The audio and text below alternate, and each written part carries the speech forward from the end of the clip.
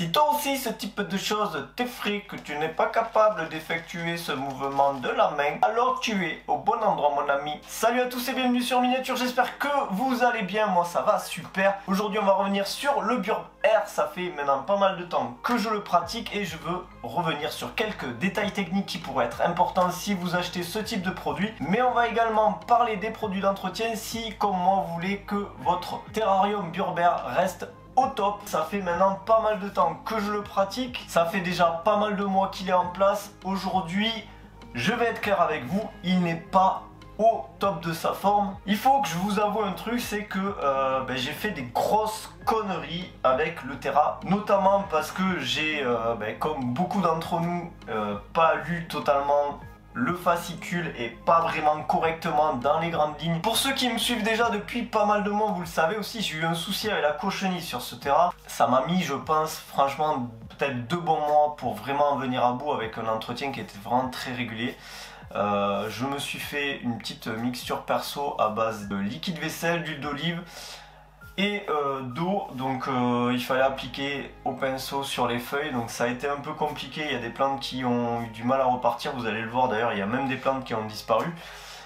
Pour les phytonias notamment, ça a été compliqué, j'ai l'impression que ça revient, ça repart. Alors pas la cochenille, puisque la cochenille n'est pas revenue depuis, ça y est, on n'en parle plus là de la cochenille, et ça fait maintenant je crois bien 6 mois que j'en ai plus dedans. Comme je vous l'ai dit, le Terra va beaucoup mieux depuis quelques temps, il n'est pas encore parfait.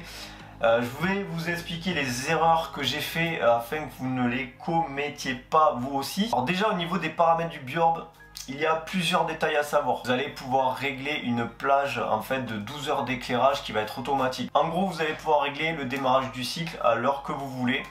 Et une fois que c'est réglé, votre terrarium aura toujours ce cycle de 12 heures avec un allumage progressif. Et en gros, il va rester allumé 12 heures et rester éteint 12 heures. Donc pour ça, j'avais compris, il n'y avait rien de très compliqué. En gros, il vous suffit, capot fermé, d'appuyer sur le bouton à l'arrière du terrarium pendant 3 secondes. Et le terrarium va démarrer son cycle. L'allumage va se faire. Vous allez avoir aussi une brumisation qui va se lancer. Bref, là, rien de compliqué.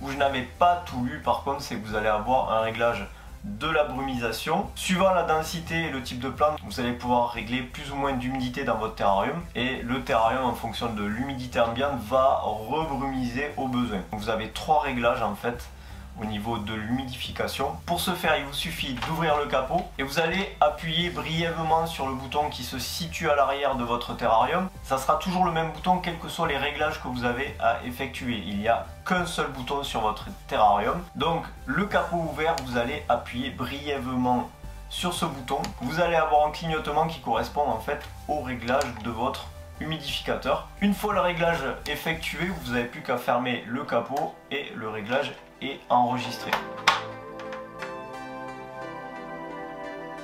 Ou par contre j'ai été un peu con, c'est que j'avais pas vu qu'il y avait aussi un réglage de la ventilation. Donc là encore pareil, suivant la densité et le type de plante, il vous faudra quand même un air qui est plus ou moins ventilé pour éviter notamment des moisissures au niveau des plantes. Il y a certaines plantes qui ne vont pas aimer avoir une humidité constante. Donc là toujours pareil, vous allez ouvrir le capot de votre terrarium. Par contre là, il va falloir rester appuyé quelques secondes sur le bouton jusqu'à que l'éclairage s'éteigne. À partir de là, vous allez pouvoir faire comme sur la phase précédente, donc à savoir appuyer brièvement. Donc là pareil, vous aurez 3 niveaux. Une fois que vous avez réglé, vous fermez le capot et ça sera toujours pareil enregistré.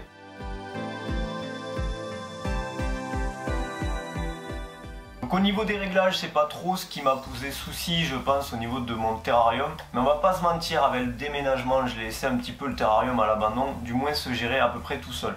Donc je pensais à mettre de l'eau dans le compartiment pour la brumisation automatique. Par contre, pour l'eau qu'il y a à mettre en fait dans le terrarium en lui-même, qui va permettre d'humidifier le sol en fait, tout simplement, je me suis fié un petit peu à la lecture de la jauge qui est au niveau du bas du terrarium. Le problème c'est que la jauge elle était sale et je n'ai pas vu que le niveau avait fortement baissé et mon terrarium s'est fortement asséché. Donc les mousses ont pris aussi un petit peu cher en seconde phase. Donc je m'en suis aperçu franchement beaucoup trop tard. Donc là je me suis reposé un petit peu sur le terrarium. J'ai réajusté mes paramètres au niveau surtout de la ventilation et je tiens surtout un sol très humide. Donc je fais toujours attention à ce que ma jauge ne descende pas trop. Donc vous assistez en direct à l'humidification du terrarium. Je trouve ça toujours aussi fascinant cette fumée qui descend. Je sais pas ce que vous en pensez mais je trouve ça trop dingue. C'est hallucinant. C'est hallucinant. C'est hallucinant ce produit, il est hallucinant. Bon ta gueule. Nickel. Depuis quelques temps aussi, je mets un petit peu d'engrais dans mon terrarium. J'ai remarqué qu'il y a certaines plantes qui avaient tendance à avoir des feuilles un peu claires, voire un peu jaunes. J'ai aussi quelques plantes qui perdent des feuilles, qui ont des feuilles qui sèchent. Bon, c'est normal, il y a un renouvellement aussi. Mais dans tous les cas, je commence à mettre de l'engrais. Donc là, c'est pas un partenariat ou quoi que ce soit. Je suis pas du tout payé pour vous montrer ce type d'engrais. Donc là, c'est du fertiligène pour les orchidées. C'est un engrais tout prêt. Je mets à peu près un demi-bouchon par semaine.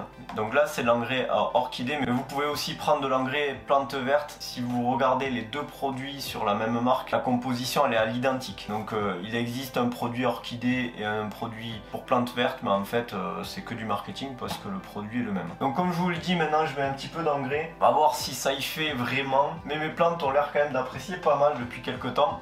Donc j'ai entrepris ça il y a à peu près un mois, donc voilà, c'est encore un peu récent. Alors ce qui est fou, c'est que j'avais une plante qui avait totalement disparu due à la cochenille. Elle est en train de revenir, donc c'est quand même assez hallucinant. Donc pour en revenir en fait à l'arrosage de votre terrarium, faites attention à cette jauge. Alors pareil, j'avais pas forcément lu le fascicule jusqu'au bout et je ne savais pas à quoi servait cette petite poire en fait. Alors contrairement à ce que je pensais, c'est pas une poire de lavement anal. Donc en fait cette poire, il faut juste l'enfiler dans le tuyau de la jauge de niveau d'eau et ça va vous permettre de nettoyer le tuyau pour justement avoir un bon aperçu du niveau d'eau et ne pas vous faire avoir comme moi.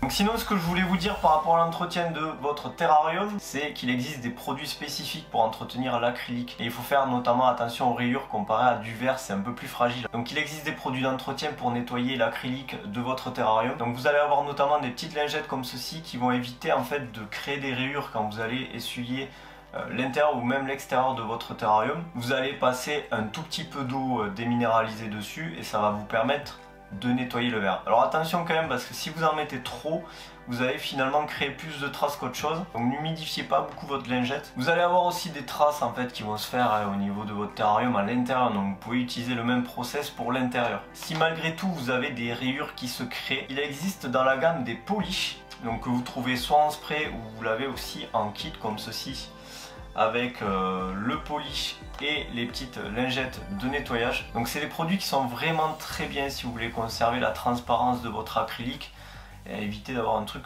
dégueulasse au bout de quelques années. Alors aujourd'hui mon terra il est sur une chaise, mais vous inquiétez pas, je suis en cours de fabrication d'un meuble. Avant la fin de la vidéo, je voulais revenir sur le terrarium, vous montrer un petit peu l'évolution qu'il y a eu ces dernières semaines, puisque ça fait maintenant quelques semaines oui que j'ai tourné la vidéo. Et vous allez voir, le bac a déjà énormément évolué depuis la dernière fois. Les orchidées ont littéralement explosé. C'est vraiment impressionnant. C'est ça qui est excellent avec ce terrarium. Pour ceux qui sont fans d'orchidées mais qui n'arrivent pas à les maintenir, ou du moins qui n'arrivent pas à les faire refleurir, vous allez voir, le terrarium Burd, il est vraiment fou pour ça.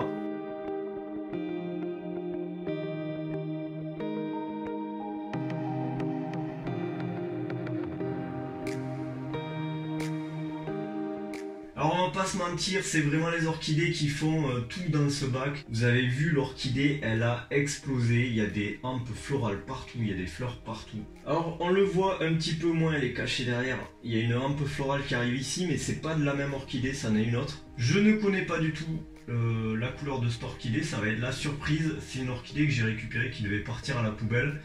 Je sais pas la couleur qu'elle a jamais fleuri, c'est la première fois. Donc on verra ça prochainement. Ici c'est la plante en fait dont je vous avais parlé qui est revenue spontanément. Elle avait complètement disparu cette plante suite à l'attaque de la cochenille, et puis elle est revenue là récemment.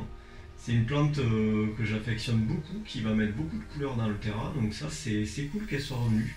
Les Phytonias sont toujours un petit peu en galère, ils me refont pas mal de pousses, mais il y a des feuilles qui ont l'air de pas tenir, comme si elles moisissaient. C'est très bizarre.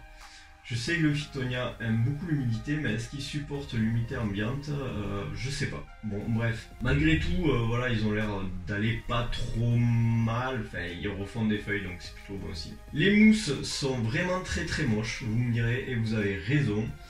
Mais, alors j'avais le choix de changer les mousses, de mettre des mousses neuves, il y en a partout dehors.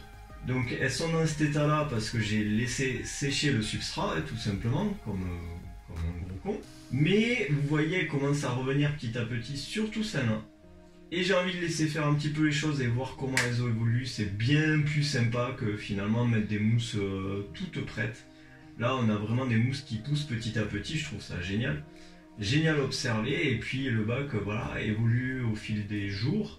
S'améliore au fil des jours. Dans tous les cas, si vous voulez voir un petit peu l'évolution du terrain, vous avez mon Instagram, je mets régulièrement des photos de ce terrain, mais pas que. Et puis qui sait, je ferai peut-être une autre vidéo sur ce terrain si ça vous plaît. N'hésitez pas, comme d'habitude, à me le dire en commentaire. Sur ce, j'espère que cette vidéo vous aura plu. Et puis j'espère surtout que pour ceux qui n'ont pas ouvert le fascicule, ça vous aura évité de l'ouvrir vraiment. Sur ce, moi je vous dis à très bientôt pour une nouvelle vidéo. C'était Miniature. Ciao. Si tu es encore là, alors que la vidéo, en gros, elle est terminée. Mais putain, abonne-toi, quoi. Abonne-toi, parce que tu fais partie des rares personnes qui restent jusqu'à la fin, quoi.